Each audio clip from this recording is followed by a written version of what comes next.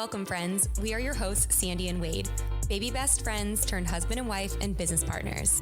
This podcast is for the dreamers, the movers and shakers, and those who seek to attract their dream life. Strap in. Getting magnetic in 3, 2, 1. Like attracts like. If you see it in your mind, you can hold it in your hand. You just decide what it's going to be, who you're going to be, how you're going to do it. And then from that point, the universe is going to get out your way. This moment in time, this is your time to rise. Let's talk about sex, baby. Let's talk about you and me. You're making me so uncomfortable. Oh my goodness. Okay, so first of all, I want to start by saying if there's any kiddos in the car, anyone under 18, maybe this is an episode we skip past. Not that we're going to get too crazy into details, but I just want to preserve those little innocent ears. Yeah, we're going to talk about sex and anything and everything about it, just a conversation. And before we get into this full episode, let's talk about sex.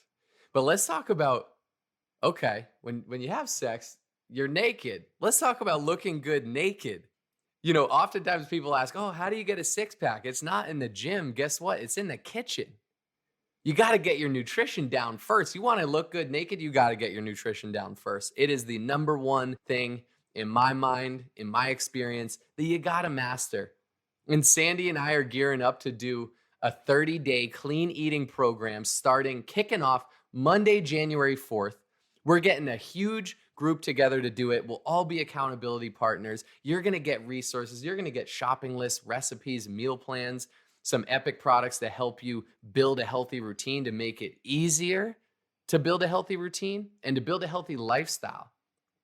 So let's all have that January goal. Let's all, let's make the world look better naked together. How about that? That might be a little aggressive, but we're going with it. Anyways, send us a DM on Getting Magnetic if you want to join us for this freaking awesome 30-day program we've got starting January 4th. But until then, let's get back to the episode. Also, if our parents are out there listening right now, or grandparents or anyone in the family, you can keep listening. But if you want to skip past this one, I think we're totally okay with it too. Again, not going to get too crazy, but just, we thought, okay, this is a kind of a taboo topic, taboo subject. Like, let's just open it up. Let's just make it more open. Yeah, we don't even know where to start. Well, I think a good place to start is everyone has a different view of sex because of the way that they were brought up, right? And part of my anxiety around doing this episode is that people do have different views of it. And I'm sitting here like, I don't want to be judged. I don't want, this is a very vulnerable thing to talk about this. And I have no idea what's going to come out of our mouths, but we're going to go with it. So I think so much around sex is how were you brought up? Did your parents talk about sex? I remember my parents talking to me about sex and being open about it and telling me that it's a beautiful thing. And that when two people love each other, they make a baby. And I vividly remember when I was a teenager, my mom told me, would you buy a car without test driving it? And I'm like, well, no, that's stupid. And she's like, well, yeah, you get the picture, right? That was your birds and the bees conversation? It was way more in depth than that, but right. Basically empowering me and saying if you love a man, be smart and be safe, but we are not going to judge you or shun you for exploring the intimate side of that with someone that you love. Right. Or if you love a woman, or I think what Sandy's getting at and saying is maybe you saved yourself till marriage. Maybe you didn't. Maybe you have certain religious beliefs. Maybe you don't. And whatever it is, that's your journey. That's totally okay. And we just think sex is something that should be totally open and talked about more, because I think, where your focus flows, your attention goes. If you're talking about it, if you're acknowledging it, it's a more open space. And by the way, let's caveat here. We are by no means experts. We are far from experts. Far from experts, although I'm down to get some practice in. Oh my God. Keep practicing. Practice makes perfect, right? I'm sweating. We're not experts, but we're just going to have a conversation about it. Anything and everything to do with sex. And I think it is taboo because it's one of the most vulnerable things, right? You're naked. You're expressing yourself intimately with another person. You're sharing yourself. there's a lot that goes into it. There's emotion involved in it. There's physical performance. There can be anxiety about it. Like, and there's definitely I'm searching for the word, but like if sex evolves over time, I think. And that's one thing we've realized. Yes. I think in a relationship in the beginning, well, for us, when we were first dating, we were long distance. And so we might not see each other for a few months. So obviously you're like celibate for months and months and months. And then you see each other and a lot goes down in a short amount of time. Earmuffs, mom. Oh my gosh. Yeah, you're so excited to see each other. And you're like, like it's like honeymoon phase, right? You're like, oh my gosh, I can't wait to express myself. I'd prefer to express without clothes on. Like, this is going to be amazing. Oh my gosh. Like, babe, can we do that again? That was way too quick. That was over way too fast. I'm like not even sure if we're going to air this episode because I'm absolutely sweating so much right now. But I think our intention really too is to empower you and your partner, or maybe you don't have a partner, maybe you're solo, like whatever your situation is, like with your sex journey. Is that even a way to put it? I don't know. Yeah, sure. I feel like our journey has evolved a lot. And in the beginning, it was honeymoon phase. Very frequent. Yeah, very, very frequent. Not frequent because we weren't together, but when we were together, there were often times where there would be multiple times maybe in a day, would you say? Oh, yeah, for sure. Yes. That does not happen currently. I know. When was the last time that happened? We've been married almost 2 years. Jeez. Let's break that streak. Yeah, I don't know. So I want to say, don't you feel like there's different types of sex? For sure. So I don't even know how to classify all of them, but there's different types. And I feel like I'm going to let you go in on this one because I don't want to really get in trouble. So I'm going to really let you go with this one here. No, what I'm saying is like, I feel like it's evolved. Whereas before, like in those beginning stages, it was more, I don't know, like I was insecure about like, does this look good? Or does this like, blah, blah, blah. I was more concerned about like you and how you were perceiving it versus like me and if I was enjoying it at all. But as time has gone on, I think being married too, things change. Like we don't have sex more than, I don't know, what would you say? Do you say we now have sex maybe like 2 times a week? Yeah, maybe sometimes 2, sometimes 1, sometimes 0, sometimes more. Like it changes. Yeah, it really does. And there's been periods when we haven't had sex for weeks or probably even up to a month. Yeah. And that like blows my mind. And I think that is what we want to speak to and empower, right? Like coming back to what Sandy said, say you start a new relationship, you're kind of infatuated with each other, you're attracted to each other. It's more like, oh my gosh, this person is hot. I want to have sex with them. And you do that. And then as you grow together, so you grow more fond of each other, maybe you grow in love and you start building love. Side note, I think love is a verb. It's always evolving. It's always an action we have to do. It's not just a feeling. But as you grow and evolve, it changes. So it goes from, oh my gosh, I want to have sex because it feels good and this person looks good, to like, whoa, I really care about this person. Like I'm doing it for more than that. I'm doing it because I love this person. Like I'm in a sense making love to this person. And it goes from that. I maybe this is more of a male perspective. You can speak to it, but that more animalistic, like this is something I need to do. It's a part of my DNA makeup, to like, whoa, this is being intimate with, my partner, my person, my loved one, my wife, my husband, whatever. This is special. And it does shift. It does shift from a more animalistic need to like a part of your relationship and a part of your love and intimacy and a part of your vulnerability together. And I think that's what makes it hard. And Sandy's right. It went from every time we would see each other, not living together. Then you start living together, right? And then you're like, whoa, okay, I'm around this person a lot. I'm getting used to their habits. Like maybe the honeymoon phase like wears off that luster, and you start to live together and experience each other, and your sex life starts to transform or shift, and maybe it is less frequent, or maybe it does feel a little more domesticated or whatever, or not as fun or spicy as it used to be. And so then you have to focus on like keeping it spicy, doing different things, being open about it, talking about it. And then you get married, and then you're married for a while, and yeah, maybe there's a month where you didn't have sex and you're like, oh my gosh, what are we doing? But I think the biggest thing we learned is being open about it, being able to talk about it, being able to express ourselves. I think that's super normal, for it to go through phases and go through seasons like anything in life. And I remember a few years ago, you telling me you were golfing with some buddies, and one of your buddies, I won't name drop, but who's been married for a while, said like, oh yeah, me and so-and-so haven't had sex in like a month. And me and all my other friends. Yeah, I love that. I'll take that story. Yeah. We were, I don't think any of us were married yet. We Yeah. were newer in our relationships, and we were like, what? We have sex like every time we see our person. Like, how do you just lay in bed next to the other person that like you love or you're so attracted to, and like you just don't have sex? I don't even understand it. We weren't there yet. That's why you can never judge someone, right? We weren't there yet. And so it's funny now, being almost 2 years into marriage, I'm like, I literally went to him like, bro, remember when you said that? I get it. I feel you. I know what you're saying. And not that you want that. I think we all want to have sex more than once a month, but like sometimes that happens, and know that that's okay and it's normal, and it's up to you to change it for sure. But that is normal. Yeah, and I remember you came home from golfing and you told me that, and I was like, oh, it's so sad. Like, Yeah. I'm worried about them. And Yeah. now I'm like, wait, we are them. Now we're like, babe, you're tired? Are you tired? Yeah, we'll just do it in the morning. And then we don't end up doing it in the morning. We just do that like 8 days in a row. We're like, oh gosh, okay. Oh my gosh. Okay, so I want to transition. There was a point in our relationship.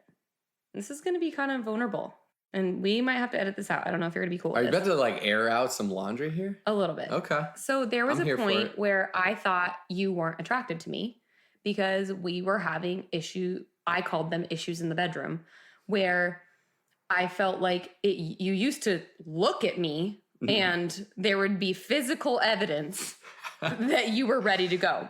And then I felt like as time went on, that wasn't always happening. And I was wondering, is something wrong with me? Am I not sexy to him anymore? Am I like, I don't know, just all this self-doubt of like, do I need to be, I don't know, like, do I need to lose weight? Do I need to wear sexy lingerie? Do I need to like play music? Do I need to like, I don't know, like, how can I set the vibe? How can I set the room? Like I wasn't sure what it was, but there was like a period for several months. Do you agree? Mm-hmm. Where, for sure. Where there was that. And I would get like angry at you, and I'm like, Wade, you have a problem and you need to go to the doctor. You have erectile dysfunction. Something is wrong with you. You need to find out if something is seriously wrong. And I think because I was putting so much pressure on you, it made you probably feel more insecure, when really the second I stopped saying, are you not attracted to me? Is something wrong with me? When I stopped saying that stuff out loud and I stopped putting that out there, you weren't insecure about it. And then it kind of like, so I don't even know where it stemmed from, but let's talk a little bit about that chapter. I'm so glad you brought that up, because I think that is so normal in our culture. And what you realize is it's not this like physical DNA thing. It's like all in your head, right? Mm-hmm. And because it just solves itself on its own. It's not like you don't actually have erectile dysfunction that you need some pill for. It's just like there's some blockage or there's something. And so speaking from the man's perspective, yeah, there can be like some pressure, right? Around like, oh, I have to satisfy my girl or my wife or whatever. And I remember it was a point where you moved to Boston with me, and the first time ever you were pulled out of Southern California. You were outside of your element. It turned winter time. There was some like seasonal anxiety or depression there, and I like could feel that. And I'm not as much of an empath as you, but like I could feel, and I was like a little hurt with you. And then when we're both coming from that space, you're not like emanating, and when I say you, I mean us, we aren't emanating that like sexual energy and that like physical attraction. So I think there's then this blockage where it's like, okay, this isn't, and that goes to say there's seasons, right? There's chapters. We don't have kids yet, but I'm sure there's a point in time where you have kids and your sex life might shift and adjust and change. And I think we should save a story for the end that I'm thinking about. But yeah, from my perspective too, it's like the compounding effect too, right? What you focus on grows. When I would hear negativity from Sandy, like, what, is something physically wrong with you or this or that? And it was really just, I didn't feel as sexually connected to her because, we were going through a chapter and a phase in our life. And I just didn't feel that like charge, that arousal, that animalistic, like we had to tap back into that. Now that's on us too. That's on both of us. Like sex is definitely a 50-50 thing. It's not up to one person or the other. It's like up to both. And it's something you just got to talk through. So there was a chapter there, and I want to empower all my guys out there. If that's ever happened to you, like that is totally normal. And it's something that's also not talked about, like the whole subject of sex. And it's to empower that there are chapters, and that's okay, and that's normal. And like, then after that, you know, we've had amazing chapters where it's like, oh my gosh, we're on fire. Like, this is amazing. We're feeling good. I think it's all synergistically connected to what's happening in your life. Like if you're experiencing stress, if you're experiencing, like when I think of when we went through that, it was when we lived in Boston. Mhm. It was when I was super insecure. It was when I was trying to make new friendships. It was when I was going through all those challenging chapters of different jobs. It was when Our schedules were way off. our schedules were different. I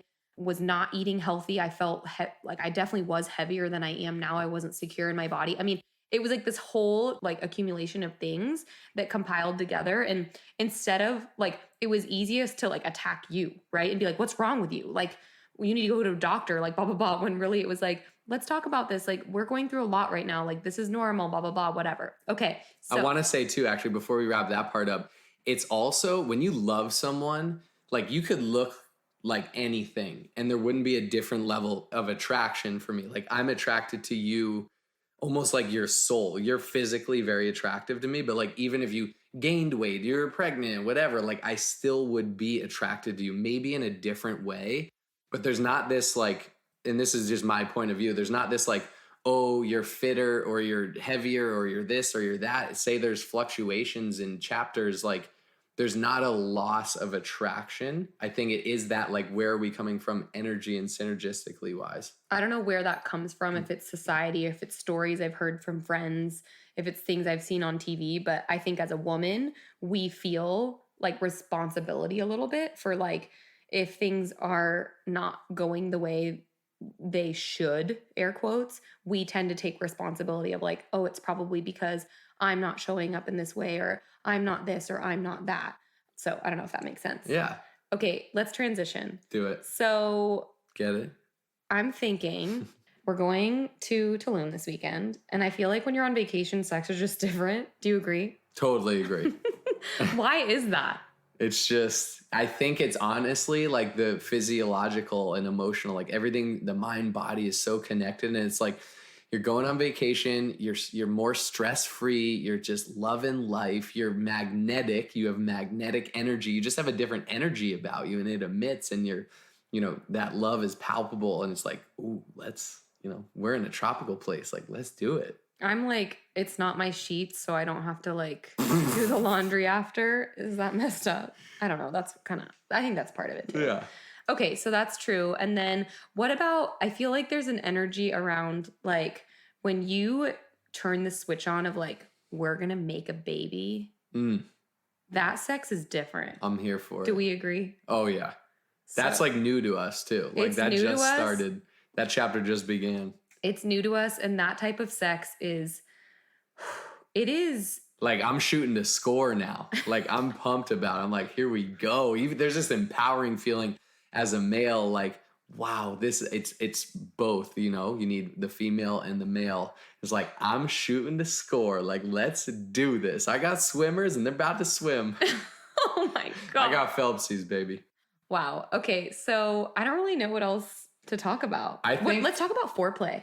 Oh, okay. What are your thoughts on it? Well, I am a woman. I don't know. Actually, I shouldn't say that because maybe not all women are the same. A lot of my girlfriends who I talk to about this agree that there is a level of foreplay that is absolutely necessary. There needs to be some kissing. There needs to be, you know, touching. There needs to be, you know, I don't even know how much I want to say, but there needs to be some things for me. You got to preheat the oven. Exactly. Yeah. You got to preheat. We just don't go straight to the sizzle.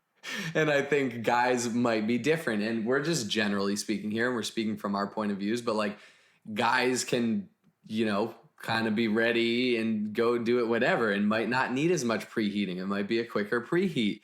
But it's funny in you saying that, you know, I think sex within a relationship is something that should be openly talked about. The more you can openly talk about it, the more comfortable you're going to be in it. I bet the more sex you're going to have. And this is stuff we've talked about, but we're still working through it, right? Where I have this idea in my head, like, oh my gosh, okay, Sandy needs like the perfect dim lighting, candles lit, like a scented room. The room cannot be messy because then she's going to be thinking about the laundry we need to put away. And then I have to like give her a 10-minute butt massage to start. and make sure like everything is perfect. You give the best butt massages. I do. I will say I do. It's not even sexual. Someone said that to me the other day. They're like, no wonder Wade gives you a butt massage every morning. It's because he wants it to lead to sex. I'm like, actually, he does give me a butt massage every morning, and it's absolutely incredible. It's the best way to start my day. But it doesn't, like, most of the time it does not lead to sex. No, it's very fulfilling for me. I think when you love someone, it's fulfilling for you. Yeah, you want to make them feel good, whether that's through sex, whether it's through an orgasm, whether it's through complimenting them, whether it's through them feeling, when I see you there like drooling on your pillow because you're getting the best butt massage ever, like that is fulfilling for me. And that, so there's different levels, there's varying types of fulfillment. There's the physical like orgasm fulfillment, and there's, wow, I'm giving my wife a butt massage and she's in heaven right now. And I love that. Oh my gosh. Okay, so. But back to girls need to preheat the oven, guys maybe not as much. So I maybe don't need as much, but then again, like maybe the more experience you guys have together, there might need to be more physical touch. I think on the guys' end, there definitely is that, where like, guys out there, we're in middle school and we're like popping random boners left and right. Like, oh my gosh, like go down, go away. Like you're tucking it into your waistband. Like you can't control it. Your hormones are crazy. And then, you're in your 30s and you're like, what? I couldn't even do that if I tried. Like you just think I'm trying not to get a boner. Like, wow, that's wild. Oh so there's just different chapters in life. I love that just came up. Chase, don't edit that part, our producer. That's staying in. I have hit my expiration on this topic. There's so many thoughts and feelings happening of like, what is going to happen when this hits? But you know what? I think people all think about this and they talk about it privately, and we're just talking about it publicly. And my thoughts are like, are we going to go practice right after? Like, oh my gosh. No, I have a birthday party to go to. Oh. Okay. So I want to wrap up with a story. I will not say her name, but a challenge. Yes, a story and a challenge. I won't say her name. She's a good friend of ours. She'll know it's her when she hears this. But we have a good friend who is married with 4 kids, and her and her husband have sex every single day. And dang. When she told me that, I was like, what? Why? Like how? Like you have 4 kids. That sounds tiring. And she's like, it's quick and easy, and it's necessary for us and our marriage, and it's something for us. And I'm like, wait, how do you like where with the 4 kids? Like, and she's like, usually it's like quick and it's in the bathroom, and I have a great vibrator, and yeah, it's just, that's what we do. And I'm like, that's incredible. Like, no wonder you guys are so happy. And so she's like, I challenge you to do a 30-day sex challenge. And I was like, 30 days is a lot. I'll start with 7. That's like a marathon. Yes. And we were actually on a trip when this all went down. There was like 20 of us there. And she challenged us all to it. And we all agreed to do 7 days. And Wade and I were the only ones that actually did the full 7 days. It was exhausting, trust me. Yeah, let's talk about that. Let's talk about the 7-day sex challenge. Sandy comes home and, well, we were both on the trip together, but Sandy kind of comes to me like, all right, 7-day sex challenge, here we go. Well, and at the beginning, I'm fired up about it. I'm like, heck yeah, let's do this. Well, and when I make my mind up about something, it's go time. How you do anything is how you do everything. I was not going to commit to a 30-day sex challenge because, there's going to be a menstrual cycle in there. I don't feel great when that's happening. I don't want to commit to having sex during that time. So like, I was like, 7 days is the most we've ever done ever. So that will be a huge accomplishment. Yes. So instead of like stretching the bar like beyond, I was like, let's start with this, right? So we all 20 something of us were like, we're going to do this. Well, I think about all of us. Mm-hmm. And you and I were the only ones that did it. Only ones. High five, babe. And it was to go through it. Like, you start out, you're like, oh, this is going to be easy. Once a day. Like, yeah, this is fun. Like, and then you get into a rhythm kind of, right? Where you're like, all right, like we're getting in our groove. But then let's say there's a night where like the day gets away from you. It's busy. You're doing different stuff at night. One's at an event. The other's at a birthday or a dinner. And you get home and you're exhausted and it's 10:30 and you're like, oh my gosh, I'm tired. Like this is a burden now. This is a chore. We have to do it. And sometimes you just got to show up, right? Half the battle of life is showing up, but it gets away from an intimate, more fun thing to like a chore. Like we got to do this. So there's definitely a few nights of that. Oh, for sure. There was a few where I almost became like resentful that we committed to it. But I think what we realized during that too is we actually like sex in the morning way better than we do at night. Oh yeah. all my guys out there, our testosterone is actually highest in the morning. So we're like horniest in the morning. That's why, there's things like morning wood. But I love to, just quick, funny shout out. Man, that weekend, I think there was like 20 vibrators ordered too. So Amazon, whatever vibrator company got the plug there, got the hookup. She literally airdropped the vibrator that she loves to all of our phones. And it was like, boom, boom, boom. We all ordered them. Yeah, that was funny. There was mostly girls on this trip, but I happened to be there. And I was like, if guys knew the behind the scenes, like guys are like, oh, locker room talk. Girls have the same thing, if not more, just in their own, different way. It's so good. So should we challenge our listeners? Yes, let's challenge. So we want to challenge our listeners. If you have a significant other, we want to challenge you to have an orgasm 7 days in a row. However you find a way to do that. And especially if you're married or if you've been together a long time, like we've found this great. Like it allows you to explore more. It empowers the physical act of sex, the openness to it, the talking about it. It just becomes more of a thing. So especially, I think that's, you always got to spice it up, keep it new, whether you're adding a different thing to the bedroom, like from that weekend, the vibrator, or whether you're doing a 7-day sex challenge, which is not typical for you. It spices it up a little bit. So especially if you've been in a relationship for a while, or you're married, like I want you to go to your wife or your husband and be like, babe, I need you to listen to this podcast and we're doing a 7-day sex challenge. Let's ride. Also, if you're going to do it, can we challenge you to do hashtag 7-day sex challenge, hashtag getting magnetic, and tag us? Wow. And let's cause a ripple of sex. People just getting laid all around the world. Getting magnetic, man. This might go to the top of the charts after this one. Oh my gosh. Well, our intention of this was really just to create openness around this. None of us would exist if it weren't for sex. Oh, every true. single one of us is on earth. Every animal, every human being, like we're all here because of sex and because of expressing ourselves in that way. And so let's not make it weird. Let's be more open about it. We could have gotten a lot more detailed on things here. I'm glad we didn't.